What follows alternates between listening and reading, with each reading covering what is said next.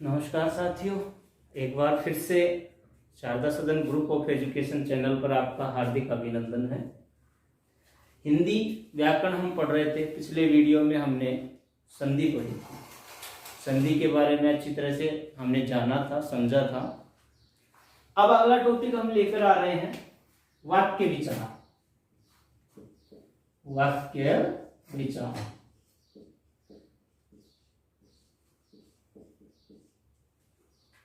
देखो, किसी भी व्याकरण को जानने के लिए या किसी भी भाषा को सीखने के लिए हमें 3 स्टेप जानने जरूरी है। 3 स्टेप यानी 3 सोपान सीखने जरूरी होते हैं। वो 3 सोपान आपने फर्स्ट वीडियो में मैंने आपको बताया था। पहला होता है वर्ण। क्या होता है? वर्ण। और दूसरा होता है शब्द, और तीसरा होता है वो होता है वाक्य। जब वाक्य ज्ञान हो जाता है, वाक्य हम अच्छी तरह से जान लेते हैं, समझ लेते हैं, तो उस भाषा का हमें ज्ञान हो जाता है। हम उस भाषा को पढ़ सकते हैं, लिख सकते हैं, बोल सकते हैं। अब बात करते हैं हम वर्ण। वर्ण क्या है? भाषा की सबसे छोटी इकाई है, अर्थात मुख से निकलने वाली अखंडित ध्वनि क्या कहलाती है? वर्ण कहलाती है। आपने छोटी कक्षाओं में प्रथम कक्षा में आपने सबसे पहले क्या सीखा था? वर्ण ही सीखे थे, यानी जिसे आप अक्षर कहते हो। और उस वर्णों का क्रमबद्ध जो समूह होता है उसे आप वर्णमाला कहते हैं। वर्णमाला में आपने स्वर और व्यंजन सीखे हैं। अब उसके बाद का स्टेप यानी सोपान जो आता है वो क्या है? शब्द है। यानी वर्णों का सार्थक समूह क्या कहलाता है? शब्द कहलाता है, जो एक अर्थ देता है। अब बात करते हैं किसकी? वाक्य की। तो अब टॉपिक हमारा कौन सा आ रहा है? वाक्य विचार। वाक्य किसे कहते हैं? वाक्य कितने प्रकार के होते हैं? वाक्यों का वर्गीकरण किस प्रकार से किया जा सकता है? तो देखो, एक सामान्य रूप में मैं आपको एक छोटा सा उदाहरण देता हूं। उस उदाहरण से समझना क्या यह वाक्य है या नहीं है। जैसे मैं जाता हूं, मैं जाता हूं। जैसे मैंने यह वाक्य बोला, सुनने वाला इसका अर्थ लगा लेता है। किसी ने, दूसरे ने यह पूछा कि तुम्हारा नाम क्या है, तो उसने वाक्य कंप्लीट किया, लेकिन मैंने उत्तर दिया मनोहर। तो एक शब्द में मैंने पूरा वाक्य कर दिया, तो इसे भी हम वाक्य ही कहेंगे, लेकिन ये पूर्ण वाक्य नहीं है। अर्थ दे रहा है, अर्थ पूरा समझ आ रहा है, लेकिन उसे पूर्ण वाक्य हम नहीं कह सकते। तो वाक्य किसे कहते हैं, अब इस पर हम चर्चा करेंगे। वाक्य क्या है, इसके प्रकार क्या है, इसके अंग क्या है, कितने भागों में इसे वर्गीकृत किया जाता है। देखो, वाक्य किसे कहते हैं?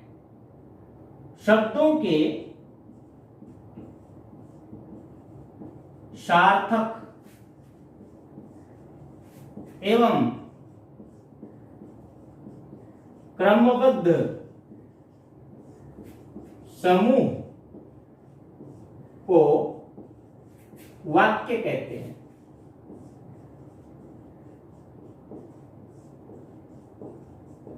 वाक्य किसे कहते हैं? शब्दों के सार्थक एवं क्रमबद्ध समूह को वाक्य कहते हैं। देखो, इसमें 2 शब्द जोड़े हैं मैंने, एक तो सार्थक और दूसरा दिया है क्रमबद्ध। क्रमबद्ध मतलब वाक्य निर्माण का एक क्रम है। वाक्य बनाने का, वाक्य निर्माण करने का एक निश्चित क्रम होता है। उस क्रम में शब्दों का प्रयोग होना चाहिए। दूसरा, जब शब्दों का प्रयोग हो रहा है तो क्या होना चाहिए? उसका अर्थ निकलना चाहिए, उस वाक्य का पूर्ण अर्थ होना चाहिए, तभी उसे हम क्या कहेंगे? वाक्य कहेंगे।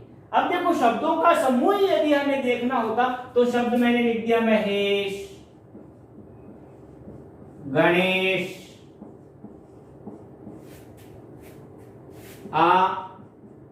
रमेश है। तो ये एक समूह हो गया, इसको पूर्ण विराम लगा देते हैं। तो क्या ये वाक्य बन जाएगा? इसे आप वाक्य कहेंगे? इसे हम वाक्य नहीं कह सकते। जबकि ये शब्दों का समूह है, जबकि ये शब्दों का समूह है, लेकिन इसे हम वाक्य नहीं कह सकते। क्यों नहीं कह सकते? क्योंकि इसमें क्या है, अर्थ नहीं है, और न ही इसमें क्या है, क्रम है। वाक्य निर्माण का एक क्रम होता है, निश्चित क्रम है, उस क्रम में ही शब्दों का संयोजन होना चाहिए, शब्दों को जोड़ा जाना चाहिए, और वो कैसा होना चाहिए, पूर्ण अर्थ देने वाला होना चाहिए। तो उसे हम क्या कहेंगे, वाक्य कहेंगे। जैसे महेश आज नहीं पढ़ेगा। महेश आज नहीं पढ़ेगा, ये क्या है, ये इसे हम वाक्य कह सकते हैं। क्यों कह सकते हैं? क्योंकि क्रमबद्ध है। अब इसका क्रम है क्या, वाक्य बनाने का क्रम क्या है? वो क्रम जो होता है, जिसे आप नियम भी कह सकते हैं, वो नियम क्या होता है? वो नियम होता है, सबसे पहले क्या आना चाहिए, कर्ता आना चाहिए, और उसके बाद कम से कम क्रिया का प्रयोग होना चाहिए। सबसे छोटा वाक्य जो बनेगा ना, तो ये दो उसके जो पद है, जो अंग है, वो तो आने ही चाहिए। क्या क्या आनी चाहिए? एक तो कर्ता आना चाहिए, और उसके बाद क्या आनी चाहिए, क्रिया आनी चाहिए। लेकिन जब वाक्य बड़ा होता है, तो वाक्य बड़ा होता है तो कौन सा हो जाएगा कर्म? उसका क्रम होता है कर्ता, कर्ता के बाद कर्म, और कर्म के बाद क्रिया आएगी। दूसरा है ये। अब तीसरा क्या है? तीसरा भी आता है। वो तीसरा जब वाक्य बड़े बड़े आ जाते हैं, कई बार आपने देखा होगा 4-4 पंक्तियां चलती रहती है लेकिन पूर्ण विराम नहीं आता है, तो वो वाक्य इतना बड़ा कैसे हो जाता है? आपने तो सर बताया था केवल एक कर्ता आता है, एक कर्म आता है और एक क्रिया आती है, वाक्य पूर्ण हो जाता है। फिर इतना बड़ा वाक्य कैसे बन जाता है? अरे भाई वाक्य बढ़ेगा। क्यों बढ़ेगा, कैसे बढ़ेगा? तो देखो, कर्ता, कर्म और क्रिया, इन तीनों का विस्तार भी हो सकता है। इसका क्या हो सकता है? विस्तार। तो कर्ता का विस्तार तो आता है, वो कर्ता से पहले होगा। कर्ता का विस्तार, उसके बाद क्या आएगा? कर्ता आएगा, और उसके बाद कर्म का विस्तार होता है, कर्म का विस्तार। उसके बाद में क्या आएगा? कर्म आएगा, और फिर क्रिया का विस्तार, क्रिया का विस्तार, और उसके बाद क्या आएगी? क्रिया आएगी। तब वाक्य क्या हो जाता है? बड़ा बन जाता है। तब वाक्य क्या बन जाएगा? बड़ा बन जाएगा। तो कहने का मतलब जो वाक्य निर्माण के नियम है, वो नियम 3 हैं। इस क्रम में वाक्य होगा तो ही वह वाक्य कहला सकता है, अन्यथा उसे हम वाक्य नहीं कह सकते। क्यों? क्योंकि वाक्य की जो परिभाषा है वह क्लियर करती है इस बात को, वह अपना प्रमाण देती है कि शब्दों के सार्थक एवं क्रमबद्ध समूह को ही हम क्या कहते हैं? वाक्य कहते हैं। फॉर एग्जाम्पल, महेश आज नहीं पढ़ेगा, ये है। जैसे इसमें देखिए, महेश यहां पर क्या है? कर्ता है। महेश क्या है? कर्ता है, और क्रिया कौन सी है? पढ़ेगा। तो ये तो हो गई क्रिया, और यहां पर ये हो गया कर्ता। तो फिर भाई ये क्या आ गया? ये है क्रिया का विस्तार, क्रिया का विस्तार, ये विस्तार हो रहा है। तो इसका मतलब वाक्य बड़ा हो गया। इसमें कर्म नहीं है, ये कर्मवाच्य नहीं है, अर्थात कर्म इसमें प्रधानता नहीं है। ये एक सार्थक वाक्य होगा। तो समझ में आया वाक्य किसे कहते हैं? वाक्य उसे ही कहेंगे जो शब्दों का सार्थक एवं क्रमबद्ध समूह होगा, उसे ही हम वाक्य कहेंगे। ठीक है। वाक्य बनाने का या वाक्य निर्माण का नियम कौन कौन सा है? तो देखो, पहला तो सबसे छोटा वाक्य आता है तो कर्ता और क्रिया आती है। यदि वाक्य बड़ा होता है तो कर्म उसमें और जुड़ जाता है बीच में, और भी लंबा वाक्य हो जाता है। लंबा होने का कारण क्या है, पहले कर्ता का विस्तार आ जाएगा, फिर कर्ता, फिर कर्म का विस्तार, और फिर कर्म, और फिर क्रिया का विस्तार, और फिर क्रिया आ जाती है। समझ में आया आपको? तो ये तो था वाक्य किसे कहते हैं, अर्थात वाक्य की परिभाषा। अब बात करते हैं वाक्य बनाने का नियम हमने जान लिया, सूत्र जान लिया। इसके अंग कौन कौन से होते हैं, वाक्य के अंग। अब हम चर्चा करते हैं वाक्य के अंग। वाक्य के अंग, देखो कोई भी वाक्य होगा उसमें कम से कम 2 अंग होते हैं। वो 2 अंग कौन कौन से होते हैं? पहला होता है उद्देश्य। क्या होता है? उद्देश्य। और दूसरा जो होता है वो है विधेय। दूसरा कौन सा होता है? विधेय। पहला तो है उद्देश्य और दूसरा है विधेय। अब इन दोनों को हम एक उदाहरण के द्वारा समझेंगे। रीना खेल खेलती है। एक वाक्य, छोटा सा वाक्य लिया हमने, रीना खेल खेलती है। ये एक वाक्य है। अब इस वाक्य में हमने नियम पढ़ लिया था, उस नियम के अनुसार खोज लेते हैं। ये क्या है? खेल कौन रही है? रीना। तो ये क्या हो गया? कर्ता। इसे हम क्या कहेंगे? कर्ता। क्या खेल रही है? खेल खेल रही है। तो ये क्या हो गया? कर्म हो गया। और क्रिया कैसी हो रही है? खेलना क्रिया हो रही है, इसलिए ये यहां पर क्या है? क्रिया है। ठीक है, समझ में आ गया? ये तो है उसके जो नियम में थे, उस नियम के अनुसार हमने इसके जान लिए, पद जान लिए। अब बात करते हैं उद्देश्य की। अब देखो, जो खेलने की क्रिया की गई, खेलने की क्रिया की गई, किसके द्वारा की गई? कर्ता के द्वारा की गई ना। किसके द्वारा की गई? कर्ता के द्वारा। तो इसको हम क्या कहेंगे? उद्देश्य कहेंगे। इसको क्या कहा जाएगा? उद्देश्य। इसे उद्देश्य कहेंगे। समझ में आ रहा? यानी जिसके द्वारा वाक्य में क्रिया संपन्न की जा रही है, यानी जो कार्य किया जा रहा है, उसको हम क्या कहेंगे? उद्देश्य कहेंगे। और उद्देश्य के द्वारा जो क्रिया की जा रही है, जो कार्य संपन्न किया जा रहा है, उसे हम क्या कहेंगे? विधेय। तो यानी कहने का मतलब इसका जो हिस्सा बच गया उसे हम क्या कहेंगे? विधेय। इसे क्या कहेंगे? विधेय। इसमें कर्म भी आ जाता है, क्रिया भी आ जाती है, कर्म का विस्तार भी आ जाता है, पूरक भी आ जाता है, और क्रिया भी आ जाती है। यानी ये सभी के क्या कहलाते हैं? विधेय कहलाते हैं। समझ में आया? यानी उद्देश्य किसे कहेंगे? वाक्य में जो कार्य संपन्न किया जा रहा है, जिसके द्वारा संपन्न किया जा रहा है, उसको हम कहेंगे उद्देश्य। और उद्देश्य के द्वारा जो कार्य हो रहा है, यानी जो क्रिया संपन्न की गई है, उसे कहेंगे पूरे को विधेय। समझ में आ रहा है? तो वाक्य के कितने अंग होते हैं भाई? वाक्य के 2 अंग होते हैं। कौन कौन से? पहला उद्देश्य और दूसरा विधेय। पहला उद्देश्य और दूसरा विधेय। उद्देश्य किसे कहते हैं? जो वाक्य में कर्ता होता है ना, उस कर्ता को ही हम उद्देश्य कहते हैं। और विधेय किसे कहते हैं? विधेय जो उद्देश्य के द्वारा कर्म किया जा रहा है, अर्थात जो क्रिया संपन्न हुई है, उसको हम विधेय कहते हैं। समझ में आ गया आपको? तो वाक्य के 2 अंग हैं। अब बात करते हैं वाक्य का वर्गीकरण।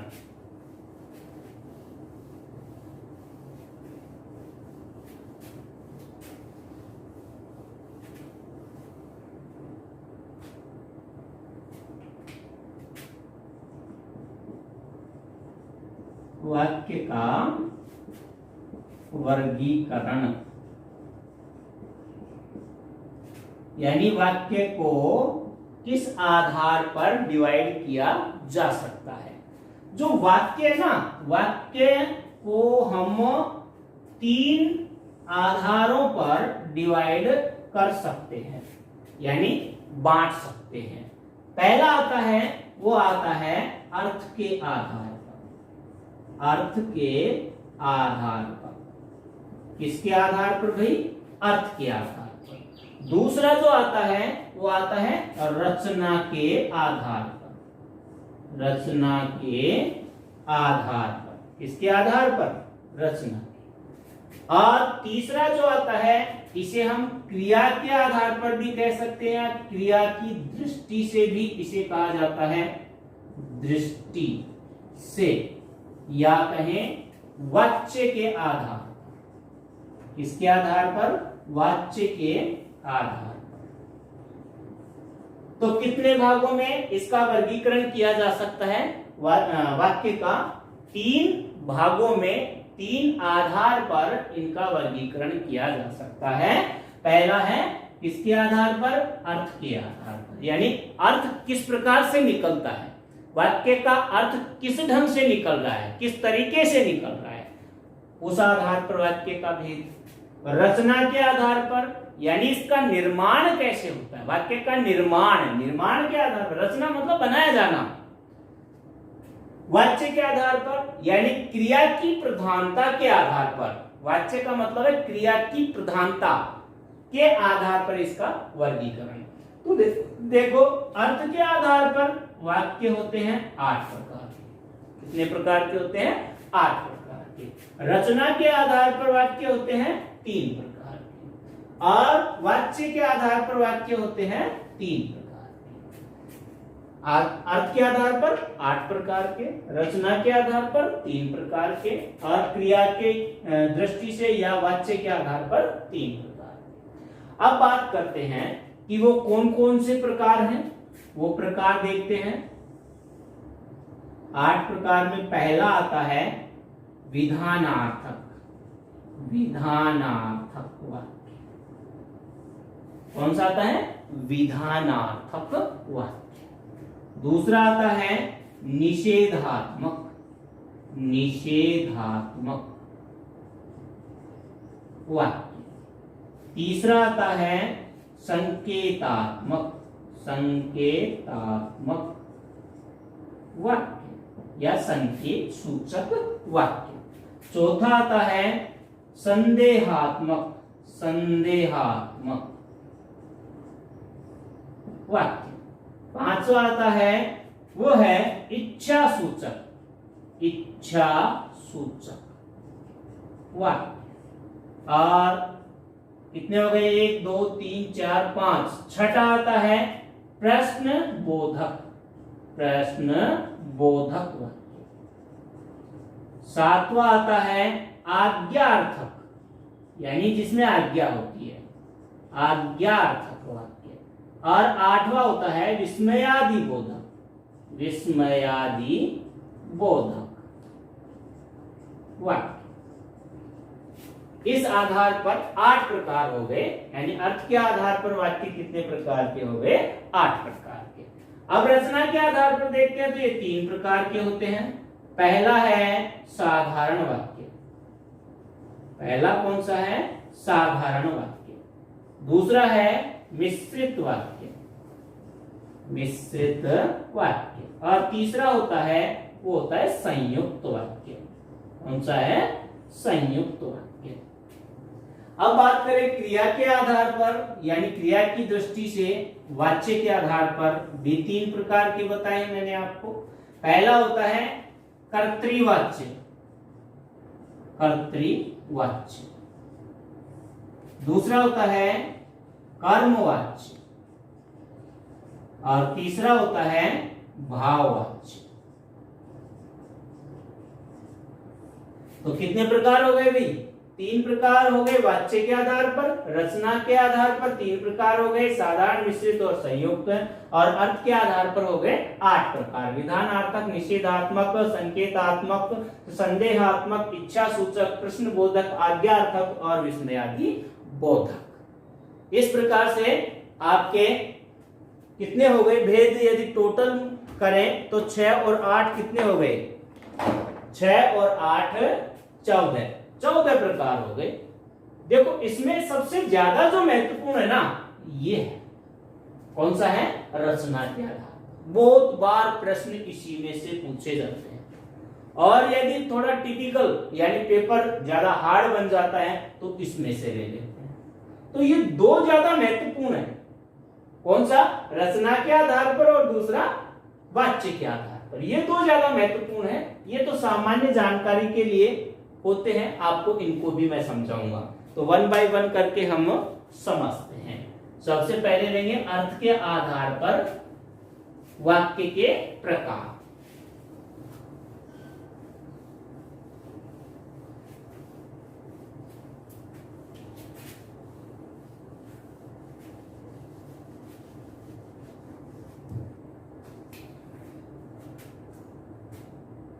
पहला है अर्थ के आधार पर वाक्य के प्रकार। आपको 1 बाय 1 करके मैं समझाता हूं। सबसे पहला हमने लिया था विधानार्थक।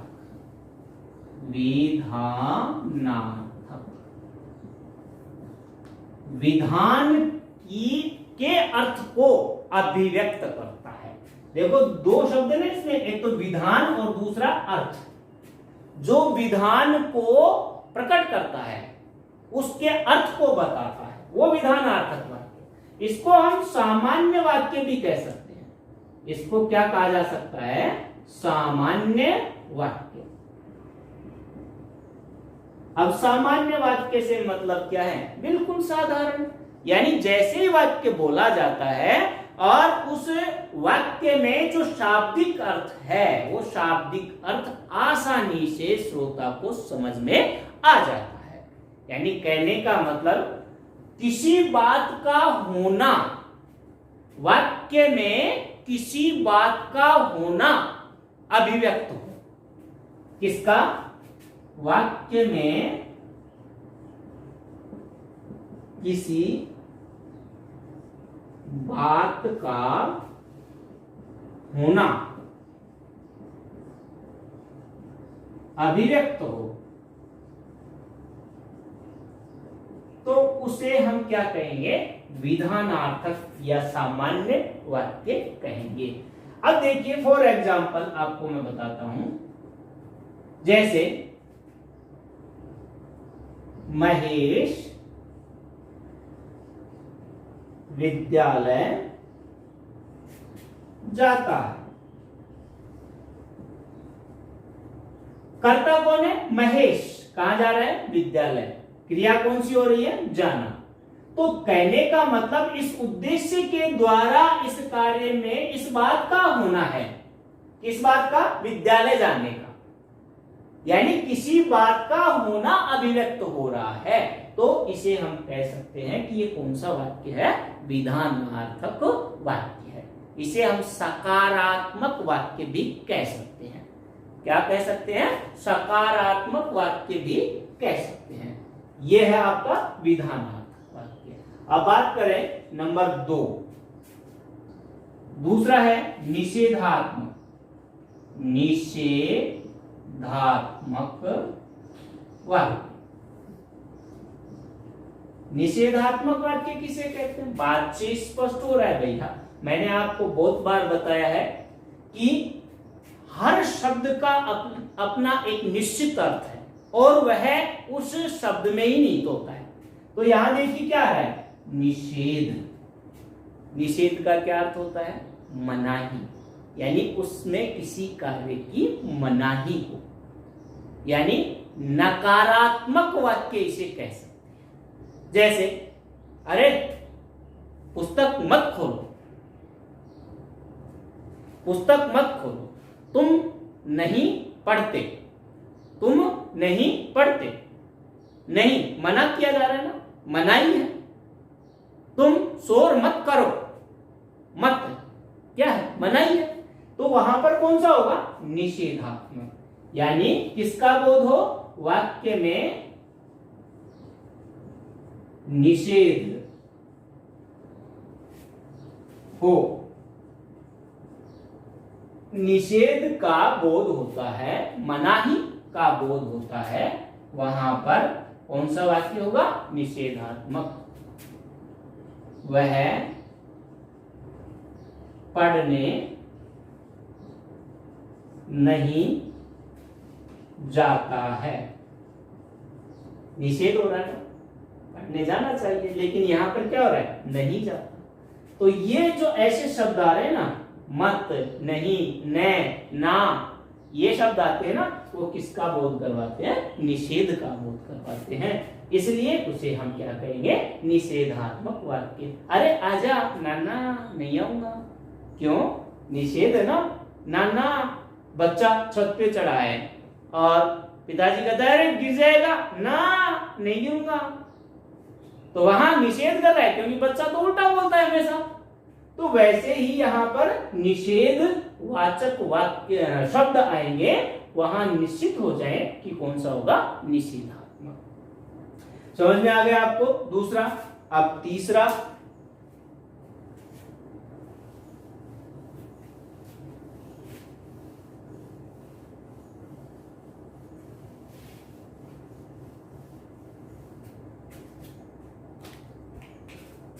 तीसरा है संकेतात्मक। संकेतात्मक या संकेत सूचक।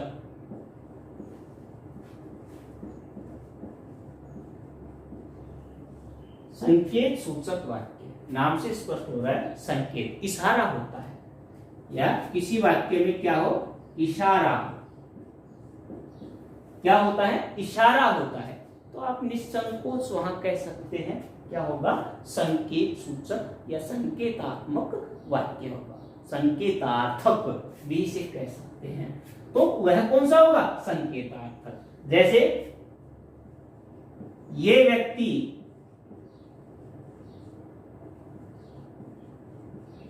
यहां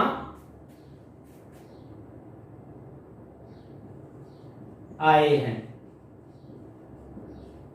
ये व्यक्ति यहां आए हैं, यानी व्यक्ति कौन? ये। इशारा कौन कर रहा है? ये व्यक्ति यहां आए हैं। तो इशारा हो रहा है ना, इनकी ओर इशारा हो रहा है, संकेत हो रहा है। यह पेन अच्छा चलता है, यह पेन अच्छा चलता है। तो इशारा हो गया ना, संकेत हो गया। तो संकेत सूचक वाक्य कहलाएगा। संकेत का बोध हो रहा है, इस कारण से इसे संकेत सूचक वाक्य कहेंगे। चौथा प्रकार आता है, वो है संदेहात्मक। संदेहात्मक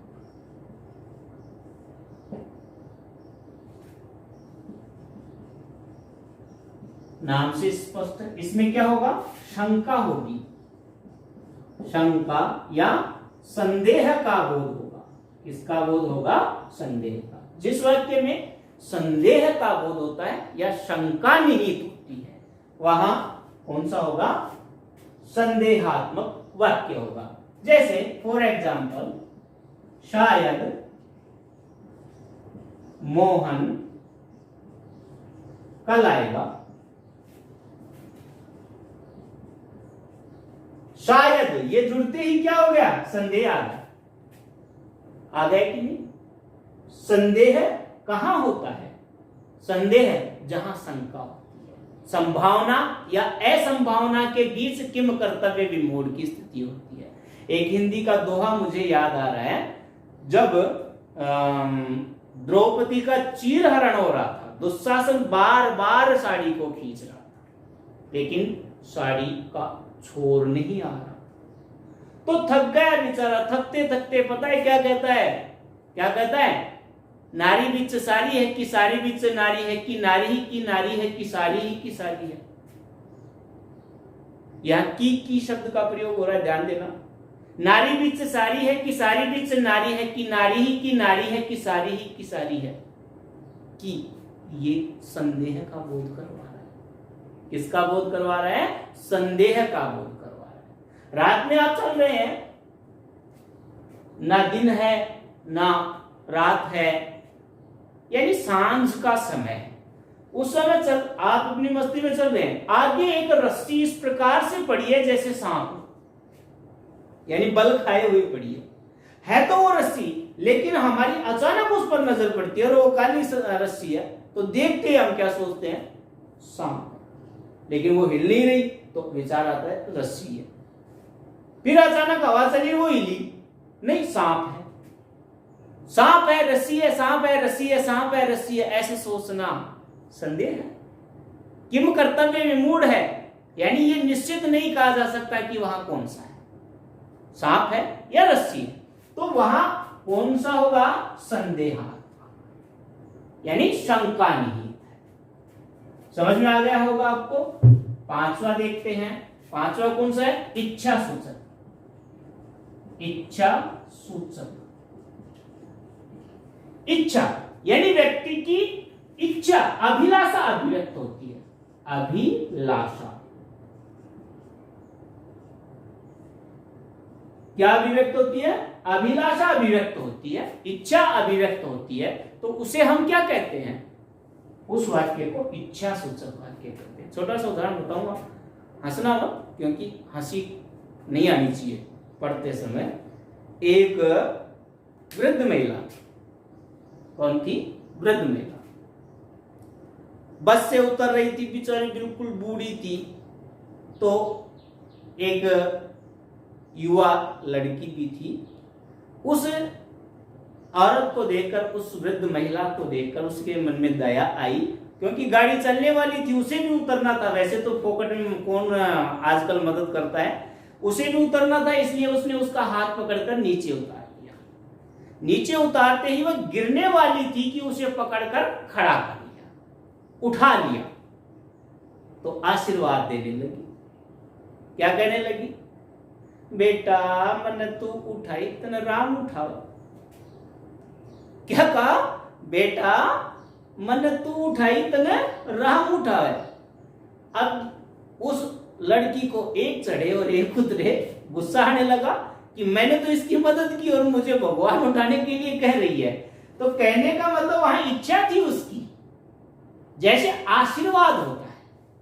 आप किसी वृद्ध व्यक्ति को चरण स्पर्श करते हैं, उसके चरण छूते हैं, तो आपको आशीर्वाद ही देता है, दीर्घायु हो, लंबी उम्र हो, खुश रहो।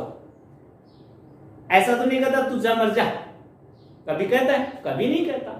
तो वह उसकी अभिलाषा है, मानसिक इच्छा है। उस इच्छा की अभिव्यक्ति जिस वाक्य में होती है उसे हम क्या कहते हैं, इच्छा सूचक वाक्य कहते हैं। फॉर एग्जाम्पल, दीर्घायु, दीर्घायु भव, लंबी उम्र हो, इच्छा है।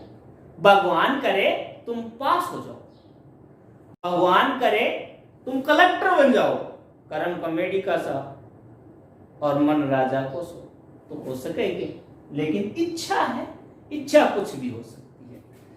अब नंबर 6,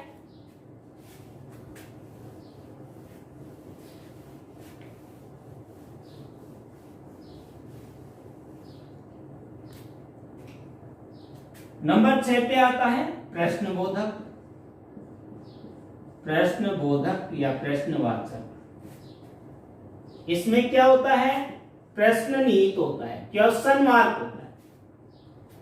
क्या, क्यों, कैसे, कितना, किस लिए, ये शब्द मिलेंगे तो आप निश्चित उस वाक्य को क्या कह सकते हैं, प्रश्नबोधक वाक्य कह सकते हैं। फॉर एग्जाम्पल, आप दिन भर क्या करते हो, करते हो, बदमाशी करते हैं। तो यहां क्या आ रहा है, क्या, क्या आ रहा है, क्या, क्या है, क्या। तो ये जो बोध करवाता है वो क्या है, प्रश्नबोधक। क्या, क्यों, किस लिए, कितना, तो ये प्रश्नबोधक वाक्य है। बात करें 7वां नंबर, आज्ञार्थक। आज्ञार्थक यानी जिसमें आज्ञा निहित हो, आदेश हो। गेट बंद करो, दरवाजा बंद करो, पुस्तक खोलो, आदेश है, आज्ञा है उसमें। फॉर एग्जाम्पल, पुस्तक पढ़ो। छोटा सा वाक्य लिए। अंतिम है इसका अर्थबोधक या अर्थ के आधार पर वाक्य का वर्गीकरण विस्मयादि बोधक। विस्मयादि बोधक।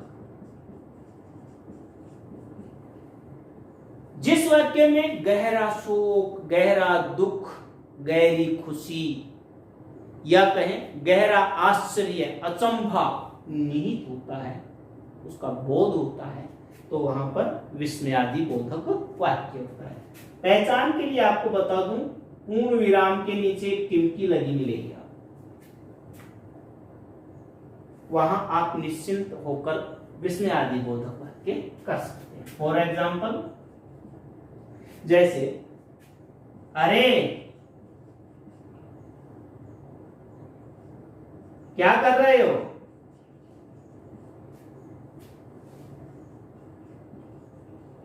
इसमें दो वाक्य हो गए। अरे तो विस्मयादि बोधक, यहां देखो चिन्ह लग गया।